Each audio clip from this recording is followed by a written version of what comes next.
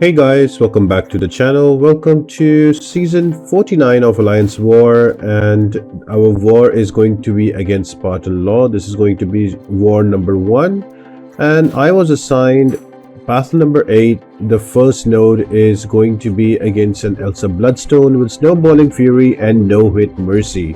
So if the defender is under effect of 3 or more buffs, they will gain a Fury passive that will give them 25% extra attack. And if I knock down the opponent, they gain a cruelty buff for 10 seconds, increasing their critical rating by 350%. So pretty easy fight to start with. I am just using a void here. Now I know there is class disadvantage, but because she is tactic, I have to use a champion that is also ex magica. So the whole name of the game is, as soon as I get a chance, I can use a parry or hit her in a block and get my prowesses up, because she will throw those SP1s quite a bit and I will lose out those prowesses once I dex them.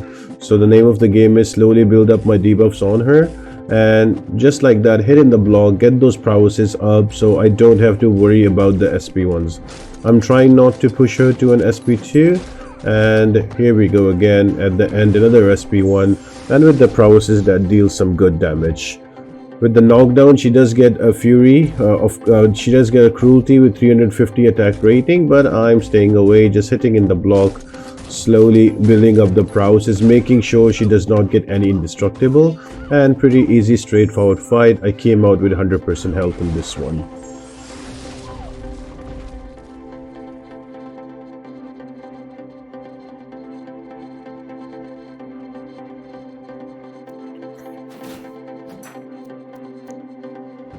Moving on to the next fight, that was against Jessica Jones. Now she also has similar nodes: Snowballing Fury, Personal Space Furies, and Underhanded Comment. So for each buff on the defender, the attacker has a defensive ability reduced, and if I am staying near Jessica Jones, she is going to get Fury buffs every 3 seconds, increasing their attack 10% permanently, and I have to stay away to remove those Furies.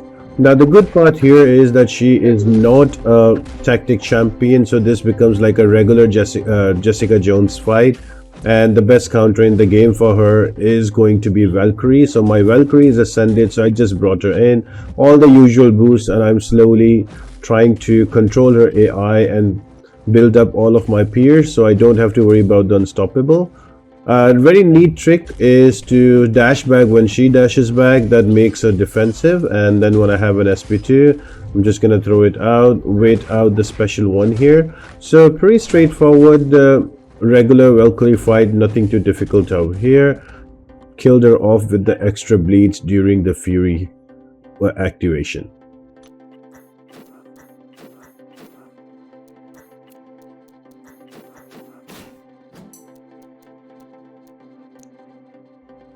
Next assignment was Spiderham on path number 4 with steady build up unblockable. So the defender has 100% increased defensive ability accuracy, and when the attacker has 3 or more debuffs, the defender becomes unblockable until the attacker goes down to 0 debuffs. And there is also special burst lockdown, so whenever a defender will activate a special attack, the attacker is inflicted with a heal block and an armor break debuff. Now we all know the way to fight this dude is to keep throwing your SP1s as soon as you get them, because if you keep the power to yourself, his nonsense is going to build up and is going to do quite a lot of damage. Another good thing about Elsa Bloodstone, about Kate Bishop, I can wait out the evade charge, and once I have it ready, I don't have to worry about the unblockable. She can easily just parry it and passively stun and take him out. Next up is going to be future Antman with the same node: steady build up unblockable and painful retreat. So every 10 seconds the attacker is inflicted with a power sting, dealing 100% of defender's attack as direct damage when activating a special. There is also heal block debuff here, so you're gonna be permanently heal blocked, and there is also unblockable. The defender has 100% increased defensibility accuracy with 3 or more debuffs. He becomes unblockable. Now we went quite a bit back and forth in our BG chat about which champion to use. Initially the idea was to bring in Hulkling, but my Hulkling was on defense. Then we thought about, let's bring in Hercules and do those intercepts. But I've done this fight quite a bit of time in battlegrounds, and Valkyrie works out really well, so I was more comfortable with this fight, so I brought in Valkyrie, and just like that I built all of my bulwark and also my pierce charges, so any debuff thrown my way is going to be purified, well, most of the time, so that's going to help me stay away from the unblockable. And on top of that, I'm going to get unblockable whenever I'm going to purify a debuff, so that is going to help. The node works for me too, so pretty easy and fun fight. I did push him to an SP2 a bit later, but that really didn't matter. I just blocked it out, and Valkyrie worked like a charm on this fight. Really fun one, waiting out an SP1. The whole thing is that you have to just be careful about the specials and make sure you don't push him to an SP2. I did, but he wasn't unblockable, so that worked in my favor, and all of those bulwark charges helping me go unblockable as soon as I purify, so worked out really well for me. At the end, a big SP2 with all of that fury, bringing him down to 12%. Again, I evade on the SP1 and I'm free to hit him in the block, and that takes him out. Even though there is bleed damage at 3 pierce, but the fury overpowers that, and you can take down Antman with Valkyrie. Next fight is going to be a node 39, I think, with Thing, and with power snack, 1 too many hits, and prowess built up unblockable. So if the defender has 3 prowesses or passives, their specials are passively unblockable until the prowesses are removed. So that's unblockable specials are very regular with Thing. There's also power snack, so whenever the attacker triggers a buff, it is immediately nullified and the defender gains 75% bar of power. To control that, I will need those petrify debuffs on Thing. Once I have them, it works out to my favor. And 1 too many hits, when the defender gains a bar of power, you as an attacker are given a power sting for 6 seconds. So the difficult part here was, I know that it will be hard to control the rock stacks. Now it becomes particularly hard when he's supposed to gain power, but that is reversed with petrify. So that's what happened with me, and I got cornered and he got really aggressive. But before I went into the fight, I thought to myself, well, if I do get cornered, it's okay. I'm going to wait out an SP3 and I'm going to use that to create space. I did get a chance here to create some space, and I tried to take him back and building up those prowesses, but he was just walking just on my face, and because there was no special and his power kept reversing, it was a bit hard to manage him to throw those special, but that was okay. I was still looking at my SP3, and as soon as I got it, just threw it out, and that gave me the space back and gave me the control back in the fight.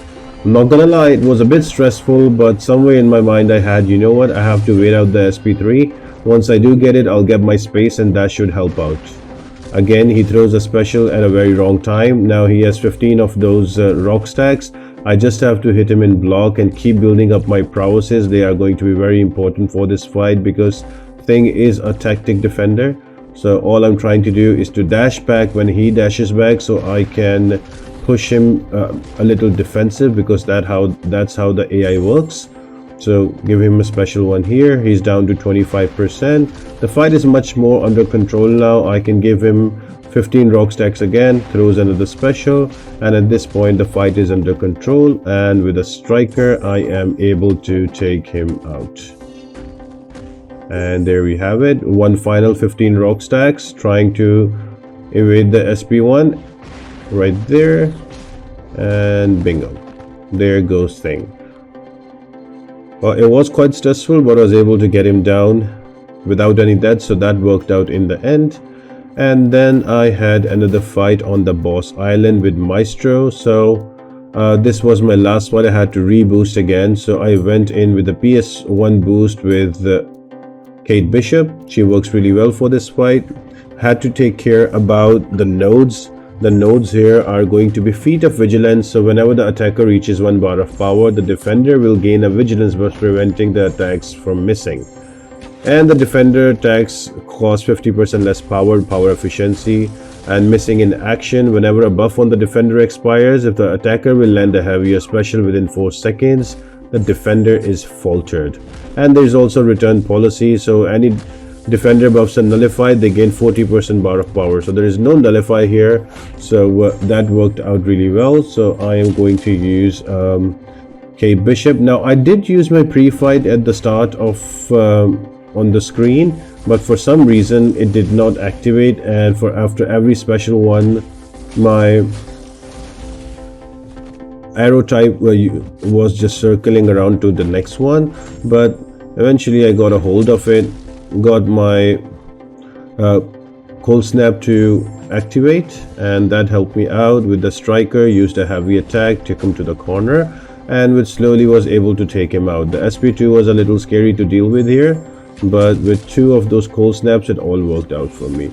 So that was our first war. We were able to clinch it, I think 12 and 17. I will leave the war results just here.